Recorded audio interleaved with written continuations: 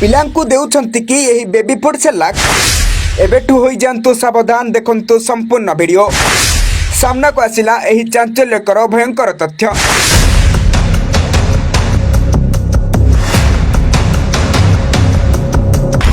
भारत रे नेसेल कंपनी रो दुईटी सर्वाधिक बिक्री हेउथिबा बेबी फूड ब्रांड रे बहु परिमाण रे चीनी थिबा देखिबा को मिलिछि। प्रत्येक घरे छोट पिलांकु खाइबा को दिया जाइताए एही बेबी फूड जहाँ शिशुर मानसिक और शारीरिक वृद्धि पाई सहायक होइताए। एही बेबी फूड को डाक्तर माने पिलांकु खुआइबा पाई परामर्श देइथांती। एबे एमिति चंचल्यकर तथ्य पदाकु आसीछि जहाँ आपनको होश उड़ाई देव निश्चय।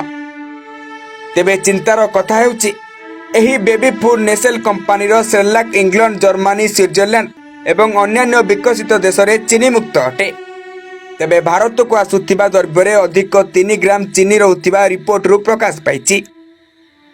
रिपोर्ट रे कुहा जाइछि जे विश्वर सर्वबृहत उपभोक्ता सामग्री कंपनी नेसेल विभिन्न देश में शिशु दुग्ध एवं शस्य उत्पादन रे चीनी एवं महू मिसाई थाए जहाँ मेदबहुलता एवं भिन्न भिन्न रोग सृष्टिकारी यह अंतर्जातीय निर्देशावली को उल्लंघन करिछि।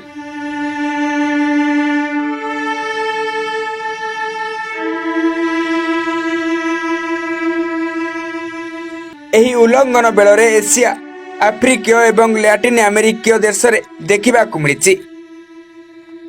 तेबे नेसेल इंडिया लिमिटेड मुखपात्र एनडीटीवी को कहिसंती जे गत 5 वर्ष मध्य कंपनी एहार शिशु खाद्य सामग्री रे शर्करा परिमाण को 30% ह्रास करिछि एवं सेगुडी को ह्रास करिबा पई उत्पादन गुड़िकर समीक्षा जारी रखिछि। आउ एक विवृत्ति रे कुहा जाइछि जे शिशु मानक पई उत्पाद रे पुष्टिकर गुण रे कंपनी विश्वास करे एवं उच्च मानर उपादान व्यवहार को प्राथमिकता देइथाय। अनुसंधान रु जना पड़िछि जे भारत रे मिलुथिबा 15टी जाक सेरेलाक रे हाराहारी 3 ग्राम चीनी रहिथाय। समान उत्पाद जर्मनी एवं ब्रिटेन रे बिना चीनी रे मिलुछि। Report BNS live.